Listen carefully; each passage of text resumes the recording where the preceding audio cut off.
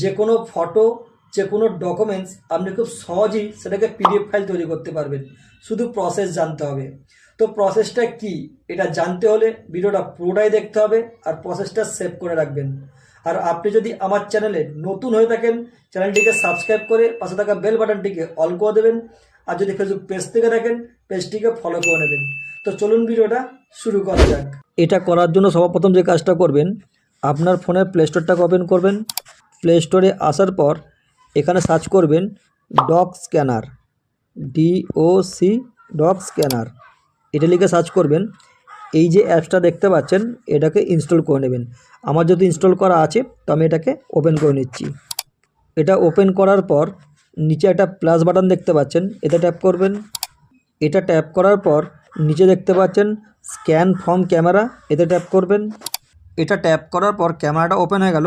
আর যেটাকে আপনি PDF file বানাতে চাইছেন সেই ছবিটা এখান থেকে তুলে নেবেন। তো আমি এখান থেকে ছবিটা তুলে নিলাম। ছবিটা তোলার পর নিচে দেখতে পাচ্ছেন কন্টিনিউ, এতে ট্যাপ করবেন। এটা ট্যাপ করার পর নিচে একটা রাইট চিহ্ন দেখতে পাচ্ছেন, এতে ট্যাপ করবেন। তো বন্ধুরা দেখতে পাচ্ছেন এখানে ফটোটা স্ক্যান হয়ে গেছে। আর নিচে একটা রাইট চিহ্ন দেখতে পাচ্ছেন, এতে ট্যাপ করবেন। এতে ট্যাপ করার পর এটাকে কেটে দেবেন। আর নিচে একটা শেয়ার অপশান দেখতে পাচ্ছেন, এতে ট্যাপ করবেন। এতে ট্যাপ করার পর এখানে দেখতে পাচ্ছেন পিডিএফ ফাইল সেট করা আছে। আর নিচে দেখুন শেয়ার, এই শেয়ারের মধ্যে ট্যাপ করবেন। এটা ট্যাপ করার পর এই পিডিএফ ফাইলটা যাকে আপনি সেন্ড করতে চাইছেন তাকে আপনি এখান থেকে পাঠাতে পারবেন। এখান থেকে আপনি হোয়াটসঅ্যাপ বা ফেসবুক মেসেঞ্জার পেয়ে যাবেন, এখান থেকে তাকে পাঠাতে পারবেন। আর আপনি যদি আপনার ফোনের গ্যালারি থেকে অনেকগুলো ফটো একসঙ্গে নিয়ে একটাই পিডিএফ তৈরি করতে চান সেটাও করতে পারবেন। তার জন্য এই প্লাস বাটনে ট্যাপ করবেন। এতে ট্যাপ করার পর এই যে অপশানটা দেখতে পাচ্ছেন এতে ট্যাপ করবেন। এটা ট্যাপ করার পর উপর দিকে এই যে অপশানটা দেখতে পাচ্ছেন এতে ট্যাপ করবেন।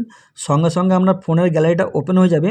আর ওইখান থেকে যতগুলো ফটো আপনি নিতে চাইছেন সে কটা ফটো ওখান থেকে সিলেক্ট করে নেবেন।